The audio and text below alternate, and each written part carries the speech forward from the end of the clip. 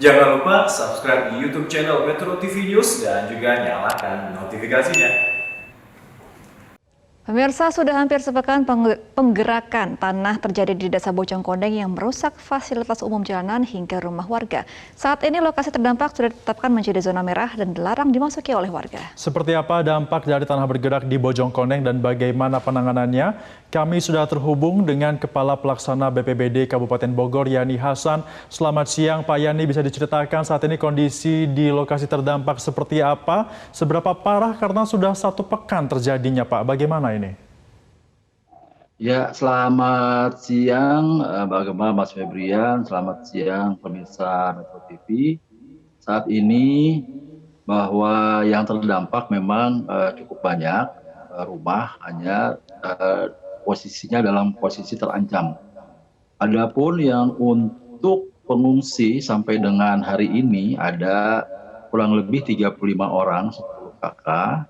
Itu hanya pada malam hari mereka ada di tenda terbagi 2, 5 kakak di tenda, 5 kakak di Villa Rosso di sekitar daerah bencana, seperti itu. Adapun untuk bantuan logistik, bantuan makan ini sudah berjalan. Gitu. Terima kasih. Oke. Pak Yani, sejauh ini kita konfirmasi kembali berapa panjang jalan yang rusak dan radius terdampaknya ini berapa jauh Pak dari kerusakan tersebut? Iya, kalau untuk jalan memang kurang lebih 1.000 meter. Adapun radius ini sebenarnya daerah sini, daerah Bojongkoneng ini memang daerah yang memang dari tahun lalu juga kita monitor terhadap pergerakan tanah. Jadi bukan hanya saat ini saja jadi pergerakan tanah, hanya memang pada saat ini pergerakan tanahnya cukup signifikan. Adapun untuk arealnya kami belum menghitung, tapi ya memang agak jauh, termasuk sampai ke Hambalang di daerah Citerep juga itu daerah-daerah yang memang rawan untuk tanah bergerak. Baik. Pak Yani, tadi Anda katakan ada sekitar 35 warga dari 10 kepala keluarga yang masih mengungsi, dan kalau kita perhatikan juga warga ini pun kalau siang hari masih berlalu lalang, hanya malam hari mengungsi. Memangnya aman Pak? Dan BPBD bagaimana mengawasi mereka ini? Ya, jadi kalau pergerakan tanahnya itu tidak serta-merta amblas, memang pergerakannya secara perlahan. Dan mereka tetap beraktivitas, baik yang berkebun, tetap berkebun, baik yang mungkin kegiatan masak-memasak, itu masih di lapangan. Walaupun kita juga memantau mereka untuk tidak terlalu lama di rumah yang akan terdampak. Yang kita kirakan mereka itu daerah-daerah yang atau tempat-tempat yang memang sangat potensi untuk terjadi tanah bergerak secara ekstrim. Demikian. Ya, Pak Yani, dari tanah bergerak apakah ada potensi tanah ini akan ambles dan antisipasinya seperti apa Pak jika terjadi? Ya, kami sudah woro-woro ya istilahnya menyatakan bahwa daerah yang ini untuk tidak ada aktivitas dulu karena memang daerahnya ya cukup berbahaya seperti itu.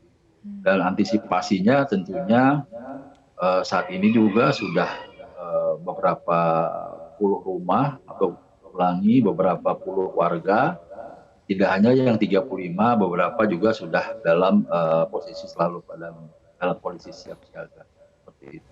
Baik. Kalau terjadi amblas ya tentunya kita harus tinggalkan daerah tersebut untuk dicarikan lahan relokasi yang lebih aman. Gitu. Baik Pak Yani, artinya ini kan sudah masuk ke dalam zona merah. Kemudian juga tadi sudah dilakukan imbauan juga kepada warga. Kalau menunggu ambles dulu baru dipindahkan Pak, ini gimana Pak? Apakah tidak begitu berbahaya dan mengambil resiko? Iya, memang kami juga sebelum yang tadi kami jelaskan, tahun-tahun lalu juga memang daerah itu sudah bergerak. Tapi penduduk memang tidak ada pilihan lain karena tanahnya hanya segitu-gitunya, jadi mereka membangun di tanah mereka sendiri gitu. Dan kami tidak bisa melarang secara paksa ya, hanya kami sudah mengingatkan melalui desa bahwa daerah ini adalah daerah tanah yang bergerak. Dan untuk untuk pemindahan tentunya kan diperlukan seluruh sumber daya baik itu informasi, sumber daya anggaran, sumber daya yang lainnya. Gitu. Ya. Kami sudah Pak Yani, persiapkan.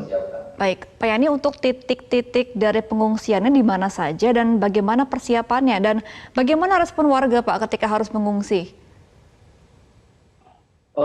Hanya 2 titik ya, karena 35 orang, 5 kepala keluarga di tenda kami, 5 kepala keluarga di di villa tadi yang kami sebutkan. Adapun yang terancam itu ya letaknya memang agak cukup jauh dari retakan yang dimaksud, pergerakan yang dimaksud, sehingga mereka masih tinggal di rumahnya masing-masing.